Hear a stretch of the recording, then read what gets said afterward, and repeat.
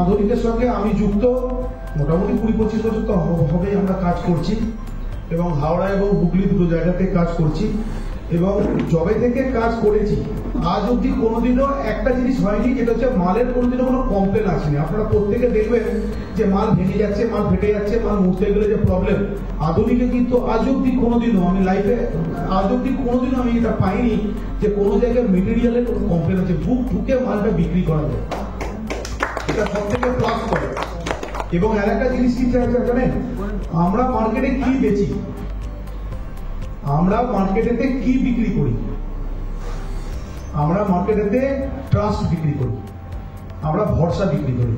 ওই যে দেখবেন আধুনিক ভরসা, এই হচ্ছে ব্যাপারটা। আমরা আধুনিক বিক্রি করছি এবং আগামী দিন আশা করছি এইভাবে আরো বড় প্রোগ্রাম আমরা করবো। যে কথাটা ভাস্কর দা বললেন যে আমরা যেন এখানে 100 জনকে দেখতে পাই, যাতে এই হোটেলে হল হোটেলে ছোট করে যে আমরা যেন অন্য জায়গায় গিয়ে করি।